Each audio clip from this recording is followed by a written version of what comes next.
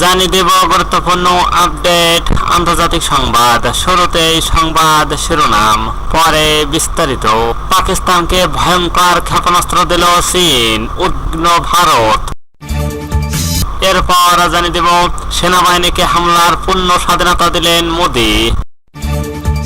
আরো জানিয়ে দেব পরমাণু ছাড়া আরেক ভয়াবহ সংকটের মুখে ভারত ও পাকিস্তান।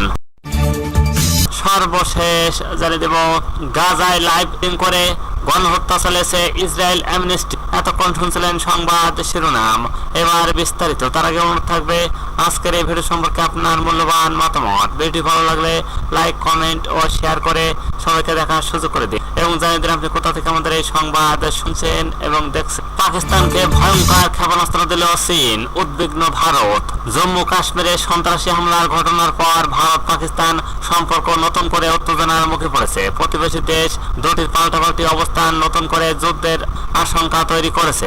আর এমন সময় পাকিস্তানকে সামরিকভাবে শক্তিশালী করে তুলতে মাঠে নেমেছে চীন। জানা গেছে জরুরি ভিত্তিতে ইসলামাবাদের কাছে অত্যাধুনিক ক্ষেপণাস্ত্র সরবরাহ করেছে বেইজিং। ভারতীয় সংবাদ মাধ্যম ফার্স্ট পোস্টের প্রতিবেদনে বলা হয়েছে, সম্প্রতি পাকিস্তানের হাতে অত্যাধুনিক PL-15 আকাশ থেকে আকাশে নিক্ষেপযোগ্য ক্ষেপণাস্ত্র তুলে দিয়েছে চীন। প্রতিরক্ষা বিশ্লেষকদের মতে ইসলামাবাদের নতুন এই অস্ত্রে নয়াদিল্লির নিরাপত্তা চ্যালেঞ্জ অনেকটাই বেড়ে গেছে। খবরে বলা হয়, গত 27 এপ্রিল পাকিস্তানের বিমান বাহিনী সামাজিক যোগাযোগ মাধ্যমে JF-17 যুদ্ধ বিমান এর ছবি প্রকাশ করে, যা চীনা PL-15 ক্ষেপণাস্ত্র সজ্জিত ছিল।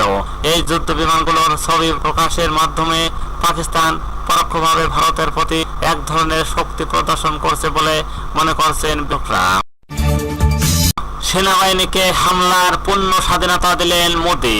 কাশ্মীরে পহেলগাম ভয়াবহ জঙ্গি হামলার পর ভারতীয় প্রধানমন্ত্রী নরেন্দ্র মোদী সশস্ত্র বাহিনীকে হামলার জবাবে পূর্ণ স্বাধীনতা দিয়েছে। এই সিদ্ধান্তের ফলে সেনাবাহিনী এখন নিজেদের পরিকল্পনা অনুযায়ী প্রতিশোধমূলক পদক্ষেপ নিতে পারবে। মঙ্গলবার 29 এপ্রিল ভারতের সংবাদ মাধ্যম NDTV প্রকাশিত এক প্রতিবেদন থেকে এই তথ্য জানা যায়। প্রতিবেদন অনুযায়ী প্রধানমন্ত্রী মোদী উচ্চ পর্যায়ের এক জরুরি বৈঠকে এই ঘোষণা দেন। বৈঠকে উপস্থিত ছিলেন প্রতিরক্ষা মন্ত্রী রাজনাথ সিং, জাতীয় নিরাপত্তা উপদেষ্টা অজিত ডোভাল এবং প্রতিরক্ষা প্রধান জেনারেল অনিল চৌহান সহ অন্যরা। প্রধানমন্ত্রী বৈঠকে বলেন, সন্ত্রাসবাদকে চূর্ণ করার জন্য আমাদের জাতীয় সংকট অটুট। আমি আমাদের সেনাবাহিনীর উপর সম্পূর্ণ আস্থা রাখি। উল্লেখ্য, জম্মু কাশ্মীরের পহেলগামে এই হামলায় অন্তত 26 জন নিহত হন, যাদের অধিকাংশই বেসামরিক নাগরিক। বিশ্লেষকরা এই হামলাকে 2019 সালের পুলওয়ামা হামলার পর সবচেয়ে ভয়াবহ বলে আখ্যায়িত করেছেন। পরমাণু ছাড়া আরেক ভয়াবহ সংকটের মুখে ভারত পাকিস্তান। ভারত ও পাকিস্তানের মধ্যে যুদ্ধের আশঙ্কা আবারও ঘনীভূত হচ্ছে। অনেক বিশ্লেষকদের মতে এই উত্তেজনা এবার অতীতের যে কোনো সময়ের তুলনায় বেশি বিপজ্জনক হতে পারে। এই প্রেক্ষাপটে আন্তর্জাতিক খ্যাতিসম্পন্ন ভাষাবিদ ও রাজনৈতিক বিশ্লেষক নোয়াম চমস্কির 2013 সালের একটি সতর্কতা বাণী নতুন করে আলোচনায় এসেছে। চমস্কির সতর্কবার্তা ভারত পাকিস্তান সংকটের বর্তমান প্রেক্ষাপট নিয়ে একটি নতুন প্রতিবেদন প্রকাশ করেছে পাকিস্তানের সংবাদ মাধ্যম ডন। প্রতিবেদনে বলা হয়, চমস্কি তার বই গাজায় লাইভ স্ট্রিম করে গণহত্যা চলেছে ইসরায়েল অ্যামনেস্টি। মানবাধিকার সংস্থা অ্যামনেস্টি ইন্টারন্যাশনাল এক চাঞ্চল্যকর অভিযোগ জানিয়েছেন, ইসরায়েল ফিলিস্তিনের গাজা উপত্যকায় পরিকল্পিতভাবে গণহত্যা চলেছে এবং তা যেন লাইভ স্ট্রিমিং এর মাধ্যমে বিশ্ববাসীকে দেখিয়ে করেছে। সংস্থাটির মতে এই ভয়াবহ মানবাধিকার লঙ্ঘনের পূর্ণ দায় ইসরায়েলের উপর বর্তায়।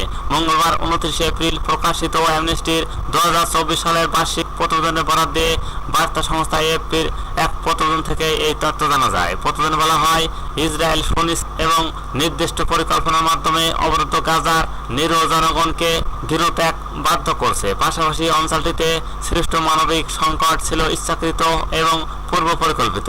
এই পরিস্থিতিকে গণহত্যার সাথে তুলনা করে বলা হয়, ইসরায়েল এমন এক নৃশংসতা চালিয়েছে যা সরাসরি জাতিসংঘের গণহত্যা সংক্রান্ত সংস্থার আওতায় পড়ে।